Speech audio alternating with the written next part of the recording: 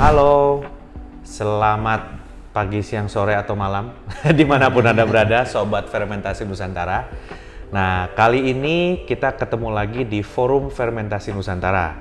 Dan kita mau merayakan satu tanggal yang betul-betul fenomenal nih, yaitu 29 Januari, Hari Arak Nasional. Nah, untuk diskusi khusus mengenai arak ini, kami mengundang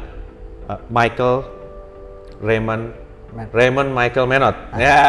Halo. Penulis buku Budaya Minum di Indonesia. Yang ini kita panjang di sini nih bukunya teman-teman, ya. Budaya Minum di Indonesia. Ya, jadi Mas Raymond ini udah lama ngobrol dengan kita mengenai budaya minum, dan tahun berapa terbit bukunya ya? Tahun lalu. Tahun lalu ya? Pas setahun. Pas tahun ya, jadi tahun 2022. Mas Raymond akhirnya menerbitkan buku Budaya Minum di Indonesia, mungkin satu-satunya ya di Indonesia ya? Kayaknya. Yang ber-ISBN gitu ya, mengenai Kayaknya minuman-minuman kita ini. Nah, oke. Pertama-tama Mas Raymond silakan memperkenalkan diri dulu. Ya, tadi nama saya udah disebut ya. Saya lulusan antropologi di UI dan sampai sekarang masih bekerja di UI di bidang sekarang kemahasiswaan. Waktu saya nulis buku ini di bidang riset. Tapi tahun lalu Maret saya dapat assignment di kemahasiswaan. Oke. Lain-lain apa ya? Ya masalah minuman memang udah lama gitu ya. Kami kenal, tapi belum pernah ada satu kajian yang akademik tentang minuman. Ternyata banyak di Indonesia minuman. Akhirnya itu yang menarik saya nulis buku dan juga diskusi sama teman-teman di Fermenusa. Iya. Juga beberapa lembaga lain yang tertarik ternyata dengan minuman, dan termasuk Pak Dirjen Kebudayaan. Yang memberikan kata pengantar buku ini. Oke. Menarik ya teman-teman semua. Jadi pertama-tama kita ucapkan dulu selamat Hari Arak Nasional. Selamat Hari Arak Nasional. Selamat Hari Arak Nasional semuanya. Cuma belum ada satu kata nih apa? Iya, belum ada. Mungkin apa ya, nanti mesti dibikin ya tagline-nya apa gitu ya. Saya nggak tahu, kita pakai apa yang punya Lisoy kali ya? Ya, atau Lisoy gitu ya. Atau apalah. Lisoy Cheers untuk Hari Arak Nasional. Nah, Mas Raymond, pertanyaan pertama saya nih, emangnya penting ya punya Hari Arak Nasional? Menurut pendapat Mas Raymond gimana? Sebagai orang budaya, saya rasa itu penting sekali ya, karena ini bukan karena pencetusnya orang Bali dan dia gubernur atau dia mau branding nama dia, enggak, tapi dia menggagas satu ide bahwa arak ini kan, nanti kalau di buku saya juga bisa lihat, itu udah se-Indonesia dari dulu udah ada minuman ini, jadi perlu rekognisi bahwa ini arak bagian dari budaya kita gitu. Itu bahwa sama kayak kita selalu pakai batik. Dulu pemerintah minta kami di UI misalnya setiap Jumat berbatik gitu ya. Tapi terus kenapa harus ada hari batik gitu kan? Itu kan rekognisi karena itu bagian dari budaya kita. Jadi menurut saya penting ada pencetusan Hari Arak Nasional gitu ya, dan arak Indonesia. Dan kebetulan branding arak diangkat oleh Bali. Bali, betul. Sebagai dibilang arak Bali. Sebenarnya dibilang arak Bali, betul. Dan ini impact-nya juga sebagai occasion ya. Kalau kita lihat Hari Batik Nasional itu berhasil meningkatkan demand barang-barang berbatik gitu ya. Dulu kita nggak punya batik gitu. Sekarang setiap Jumat, beli yuk. Minggu ini pakai yang ini, minggu depan pakai yang apa lagi gitu. Akhirnya demand kan meningkat. Jadi Hari Arak Nasional untuk teman-teman yang bisa minum, boleh nih cari arak. Ya, kita cobain gitu ya. Mumpung Hari Arak Nasional, ayo kita cobain gitu kira-kira. Kalau yang udah biasa pakai yang merek luar gitu ya, coba compare dengan yang lokal-lokal. Tapi yang sebaiknya cari yang resmi ya, supaya aman. Dan itu rasanya ternyata saya lihat di beberapa YouTube gitu, orang asing minum itu komentarnya bukan main, apresiasi mereka terhadap, dan mereka nggak percaya ini dari Indonesia gitu ya, kok ini nendang banget gitu. Iya. Saya nonton orang Korea minum cap tikus segala tuh, kok nendang, ini sojo aja kalah dia bilang. Jadi itu satu apresiasi bahwa dan di buku saya juga tulis soal jalur rempah, tanpa adanya minuman ini di tanah air kita, jalur rempah tuh nggak akan terjadi. Kenapa tuh Mas? Karena apa stok hubungannya mereka. Rempah sama? Jadi waktu mencari komoditi kan mereka naik kapal. Itu 3 bulan sampai sini aja udah dibilang setan gitu. Kalau dari Amsterdam sampai ke Nusantara 3 bulan itu, pernah dengar cerita ini kan Flying Dutchman? Iya. Kan dia 3 bulan bisa sampai Nusantara. Itu maksudnya cepat sekali gitu? Cepat sekali, dan itu kan makanya ada cerita-cerita itu. Nah, paling nggak lebih dari 3 bulan harus sampai sini. Apa sih yang mereka minum? Apa sih yang mereka makan? Itu kan penting. Kita nggak cuma lihat komoditi yang ada di Indonesia, rempah-rempahnya, lada, segala pala, terus cengkeh segala macem. Orang yang ngejalanin makan minumnya apa? Dan untuk menghadapi udara dingin di apa namanya, atau berangin di lautan, itu cuma bisa survive dengan minuman beralkohol karena dia menghangatkan. Oh, oke. Gitu. Dan makanya rata-rata mungkin di Nusantara ya, di Bali, di Sumatera Utara juga ya, orang minum itu kalau mau ke ladang atau mau melaut, nelayan gitu ya. Betul. Jadi yang dimana banyak angin gitu ya. Ya, jadi ini saya apa namanya, yang saya berikan apa istilahnya, bukan teori sih, rumus lah, di tempat yang dingin atau berangin minuman ini hadir. Kalau itu minuman itu belum hadir, berarti peradabannya belum nyampe ke situ. Masih ini. Tapi kalau yang udah main perahu besar apalagi ya, itu udah pasti. Karena bajak laut pun itu dekat sekali dengan minuman ini. Ya mereka harus berhadapan, mereka mengembara sebetulnya di lautan gitu. Betul. Jadi kalau ditaruh minuman air putih dengan dulu tabungnya drum ya, wadahnya drum kayu, itu bisa memunculkan bakteri. Busuk, betul. Ya itu yang bikin kru-kru itu sakit. Iya. Tapi kalau alkohol itu selain menghangatkan, membunuh bakteri juga. Itu yang apa namanya? Dan kalau kita minum alkohol 40%, 60%-nya air ya. Iya. Iya, air. Jadi itu minum air gitu sebenarnya. Iya. Airnya lebih banyak dari alkoholnya kan tetap kan. Makanya tadi dengan begitu, kalau kita nih datang jauh-jauh ke satu tempat mau bisnis gitu ya, terus nggak punya stok buat nyimpen, nggak balik lagi kita cari tempat lain aja deh. Oke. Iya kan, makanya saya bilang Pak Dirjen senyum waktu saya ngomong gitu, di jalur rempah ini tanpa ada minuman ini nggak selesai. Dan waktu saya menulis buku ini dapat literasi bahwa betapa senangnya orang Eropa waktu itu ya sampai ke sini karena ada minuman ini. Gitu. Dan itu bermacam-macam minumannya. Gitu. Mungkin itu sebabnya dulu The Flying Dutchman, sekarang arak itu di Belanda terkenalnya. Ya Mas Raymond ya? Batavia arak. Ya betul. Arak Batavia betul. Itu. Ya itulah. Itu punya kita tapi dibawa ke Belanda. Belanda yang betul, jual. Betul. Laku keras di Eropa, ngetop gitu ya. Ada yang bilang the best Indonesian rum. Jadi better than Jamaica rum.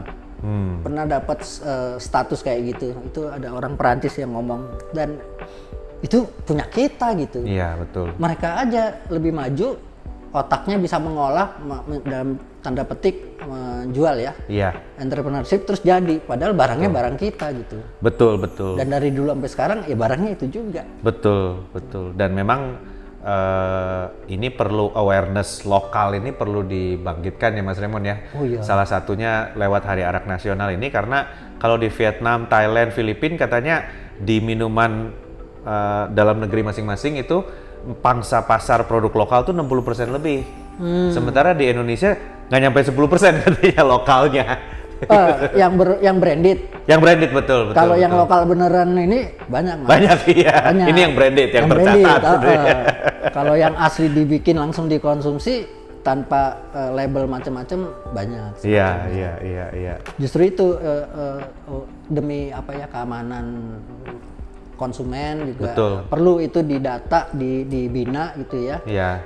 Diajarin cara bikin yang higienis segala, supaya kita juga bisa ngontrol dari pemerintah. Iya.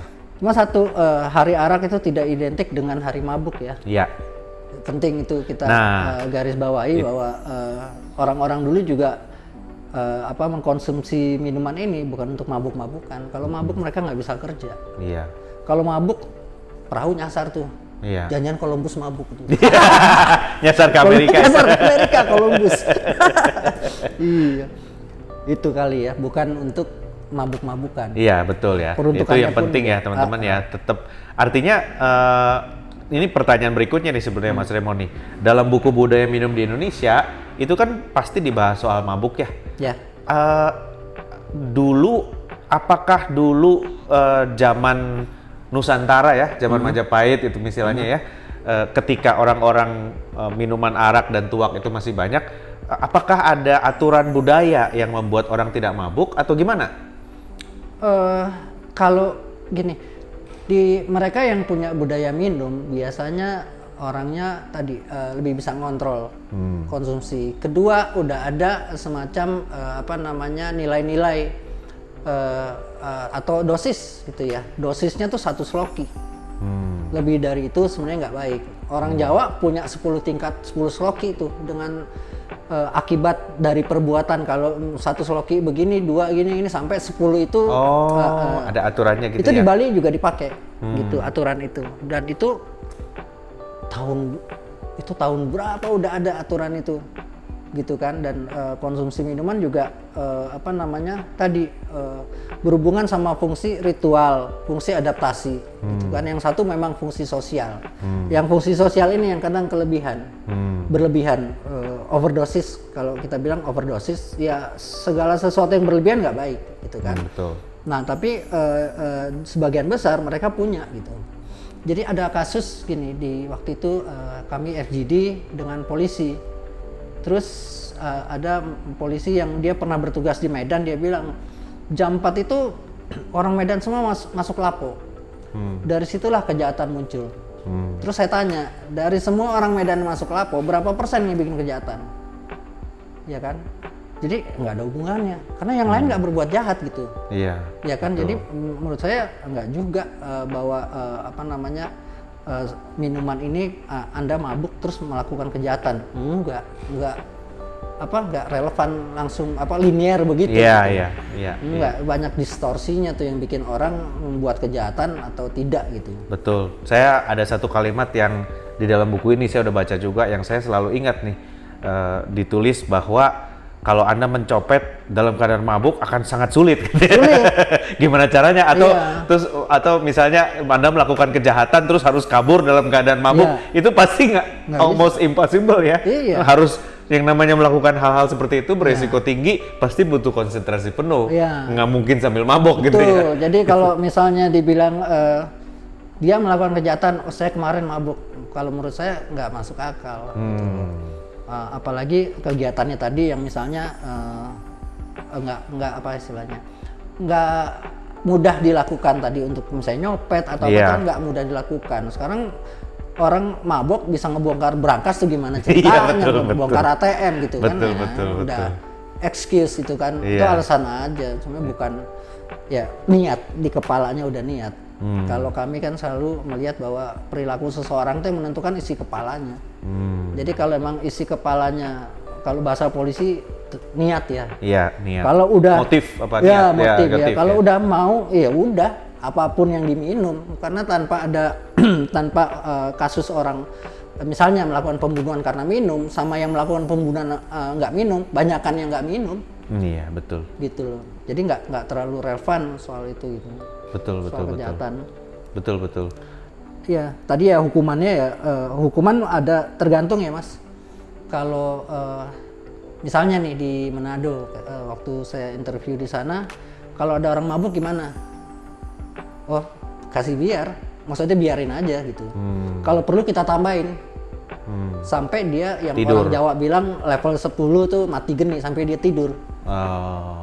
Ya kan, mabuk itu tidur, makanya definisi mabuk agak sulit. Iya, betul. Ya kan, selain pakai alkohol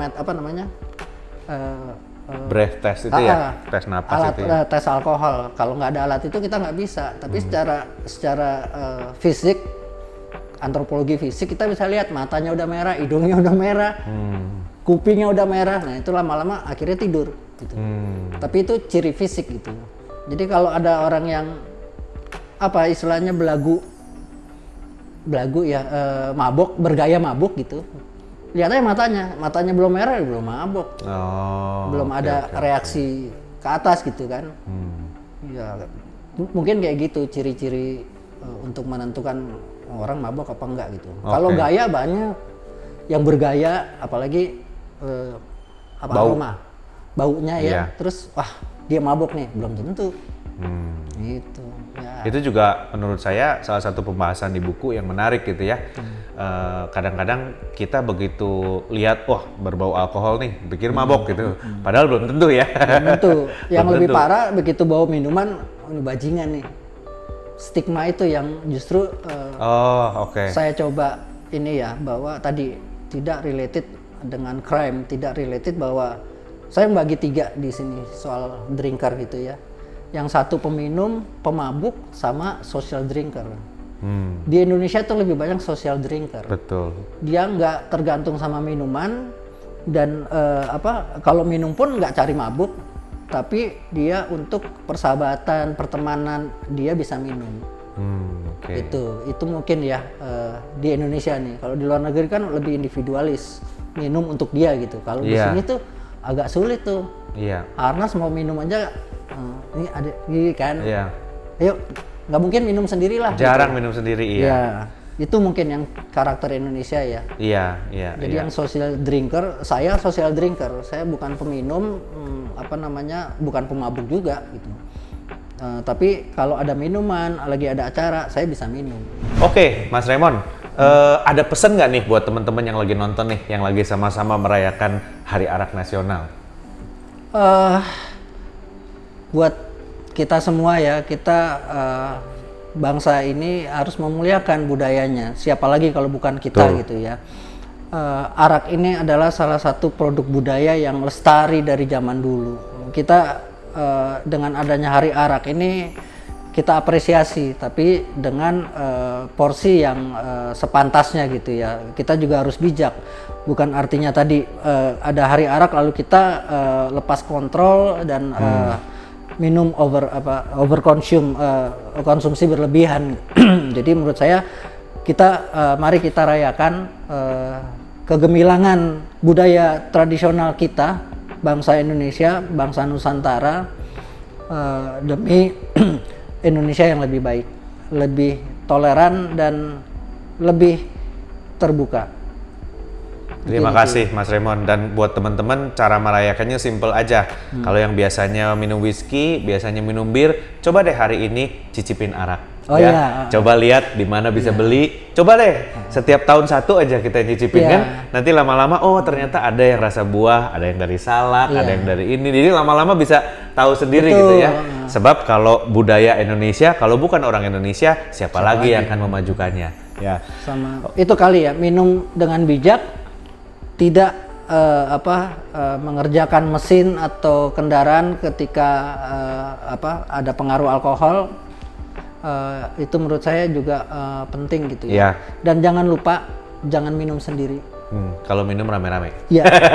Ajak teman gitu ya. Jadi kalau kita udah mulai terpengaruh gitu ya. Ada teman-teman yang bisa mengingatkan. Betul. Atau kita bisa bilang, kayaknya nggak kuat jalan nih. Pesenin taksi dong gitu ya. Pesenin taksi dong. Nah, itu. Jadi tadi ya sosial itu yang membuat fungsi sosial dalam minuman itu yang membuat kita saling menjaga. Betul, gitu ya. kita saling menjaga. Jadi kita gotong royong minumnya gitu. Betul. Oke, terima kasih Mas Raymond sudah ngobrol bareng Fermentasi Nusantara malam ini. Sekali lagi selamat Hari Arak Nasional. Terima kasih pada teman-teman yang sudah mengusulkan Hari Arak Nasional ini.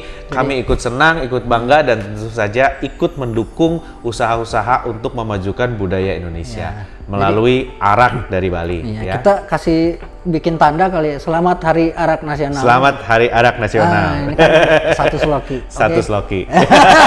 Selamat Hari Arak. Oke, sampai jumpa di Forum Fermentasi Nusantara berikutnya. Saya Harnas, undur diri dulu. Bye.